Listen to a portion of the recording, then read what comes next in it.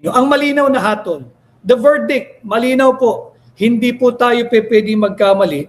Ang hatol o verdict tungkol sa patuloy na pagnanakaw ng pondo, kurakot at korupsyon, Marcos is guilty. Marcos must go. Bongbong Marcos must resign. The verdict is very clear, crystal clear. Marcos is guilty of corruption. Marcos is guilty of plunder. Marcos is guilty of incompetence. No? Malinaw po iyan. Kaya nga pong sinisigaw, bakit siya guilty? Sapagkat siya at ang mga katulad niya, ang mga kampo niya na kanyang inaalagaan at patuloy na pinoprotektahan, sila po ang berdugo ng kaban ng bansa. Sila po ang berdugo ng pera ng Pilipino. Sila po ang malinaw na berdugo na pera ng bayan. Kanya malinaw ang hatol, Marcos is guilty, Marcos must go.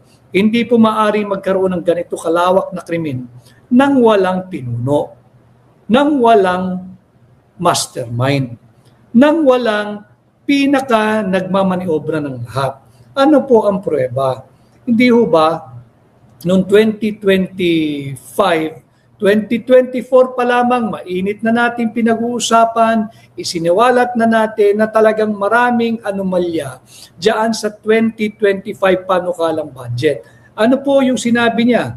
Thoroughly reviewing. They were thoroughly reviewing.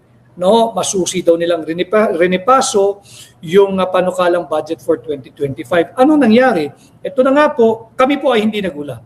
Kaming nasa tunay na oposisyon, kaming kagaya ni Pangulong Duterte, ni Congressman Sid Ungab, hindi ba, ng inyong lingkod, di po kami nagulat dahil alam namin kung ano ang tatambad sa mamamayang Pilipino pag pinirmahan yung illegal, invalid, immoral, unconstitutional at unlawful 2025 proposed national budget. Pinirmahan pa rin po eh.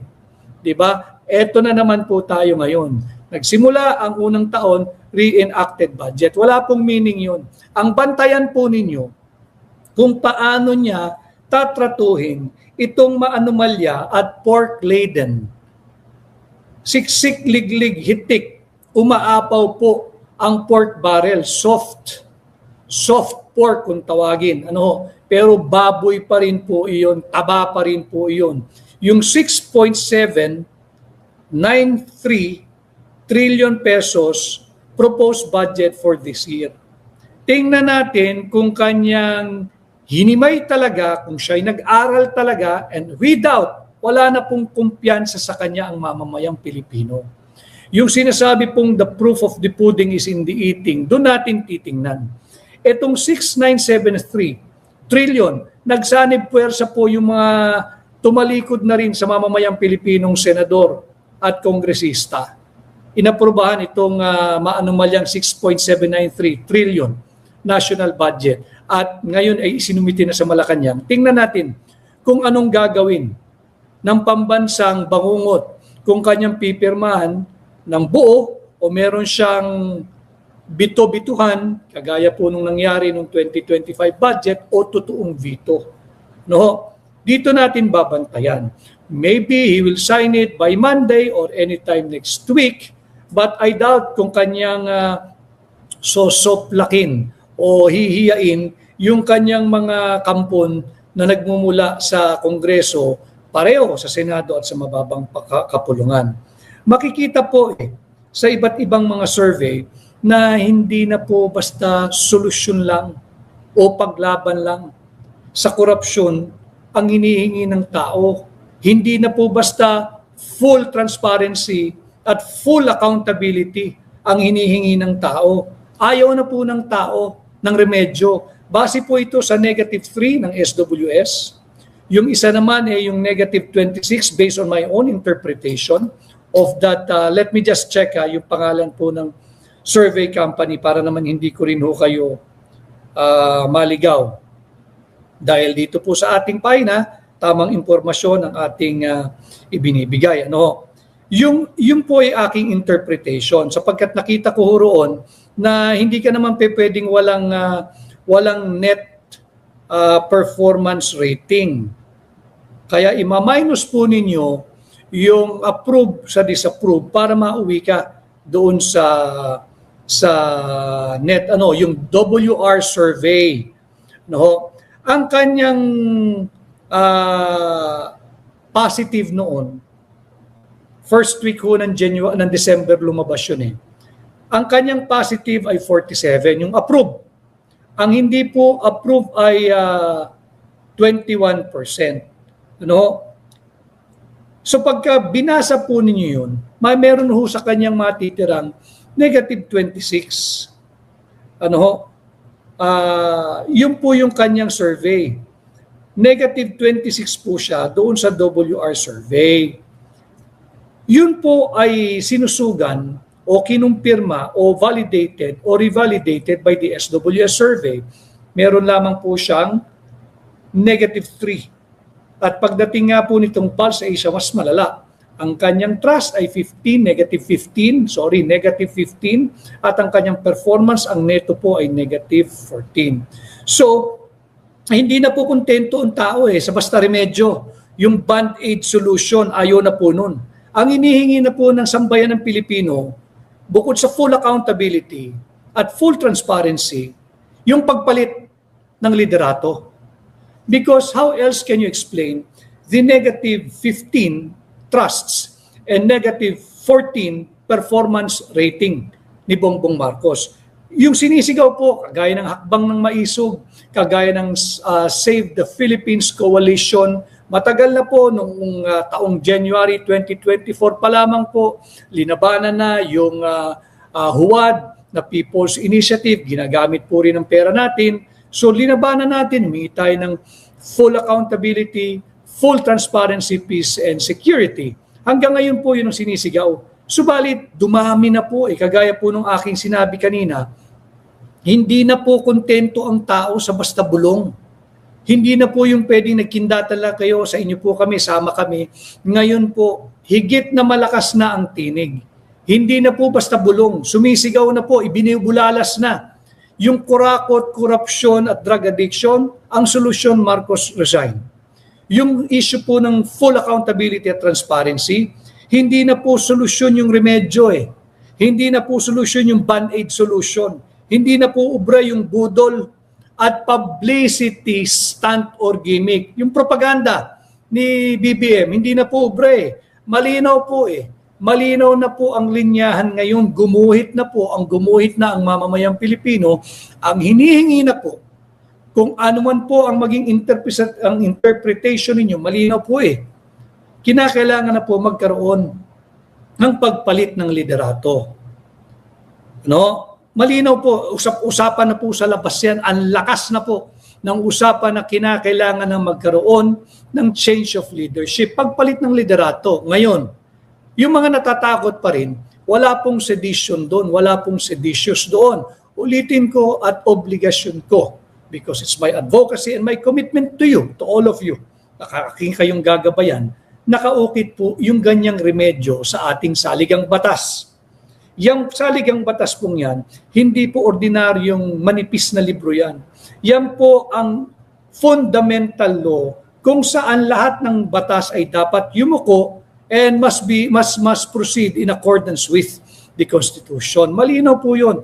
Article 7, Section 8 po ng ating saligang batas. Kinikilala ang 4 na pamamaraan o uri kung paano magkaroon ng pagbabakante o vacancy in the office of the President. And let me repeat it again for the guidance and education of all those who just joined us today, sa YouTube, sa TikTok o kaya po sa Facebook, malinaw po yung nakasulat dyan sa ating saligang batas that there can be a vacancy in the office of the President whenever there is death, permanent incapacity, removal.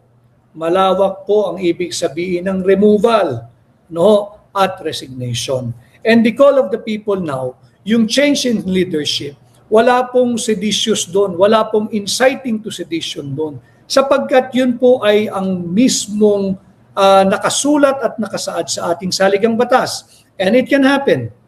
there can be a constitutional regime change. Paano? Yun nga po yung apat: death, permanent incapacity, removal, at resignation. Maganap ang isa sa apat na yan, magkakaroon po tayo ng constitutional regime change. And again, as I have advocated long time ago, even before I put up the social media page or channel, I never advocated for anything that goes outside the constitutional loop. I never advocated for anything that is outside or will go outside and beyond the constitutional orbit. Ano? Kaya dapat, kaya po natin minarapat na samahan kayo ngayong pangalawang araw ng bagong taon.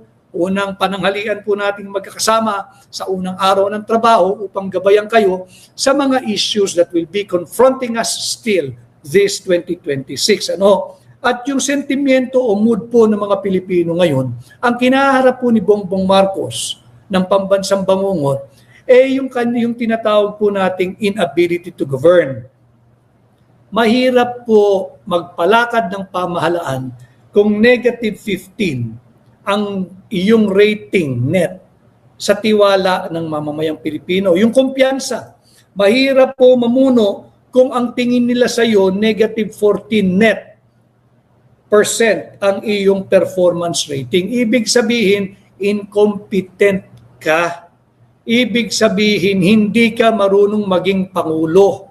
Ibig sabihin, sadsad ang foreign direct investment, sadsad ang kumpiyansa ng lokal, at mga banyagang mamumuhunan, sadsad po pa rin ang halaga ng piso kontra dolyar.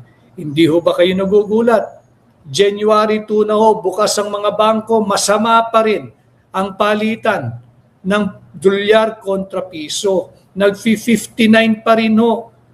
Ito po ay sa kabila ng bumulusok na yung inward remittance ng ating mga pinakamamahal na overseas Filipino workers at Filipino migrants. Kahit po nagpahatid na kayo ng inyong tulong at ipon para sa inyong mga mahal sa buhay dito, ng inyong dollar remittance, bagsak pa rin po yung halaga ng piso. Bakit? Wala pong sigla at matamlay na matamlay ang ating ekonomiya. Ngayon, speaking of ekonomiya, yung malalim na sugat sa ating ekonomiya, yung nabanggit ko, bagsak yung piso, bagsak po yung foreign direct investment, bagsak po yung investors' trust and confidence in doing business or investing their business here in the Philippines. Bagsak po yung ating turismo. Napag-usapan po natin noong isang araw. Bakit?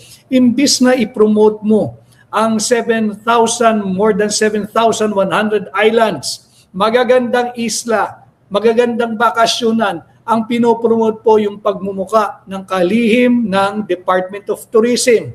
May value added ba kung i-promote mo ang iyong sarili at pagmumuka sa supposedly international exposition na dapat sana ang minamarket mo yung ating positioning sa global tourism? Hindi, wala pong value added eh. People outside of the country hardly know kung sino yung ating mga kalihim. Normal po iyon. Bakit? May sarili po silang mga opisyal ng pamahalaan eh. At kung anong bansa man po sila, certainly, absolutely, and with conviction, they are more knowledgeable, they're more familiar with the faces and the names of their own government official. Yung mga expo na magaganap sa ibang bansa, hindi po kailangan mukha ng mga kalihim ng iba't ibang departamentong minamarket dyan. Ang dapat nating i-market, yung mga kulay bughaw na ating tubig dagat, yung magaganda nating tanawin, yung mga nakangiti, sinserong ngiti, nasasalubong sa mga dayuhan ng mga Pilipino, yung ating competitive edge or advantage. Yung ating mga kabataan, hindi po yung mukha ng kalihim ng kahit na sinong departamento, lalo na ng Department of Tourism.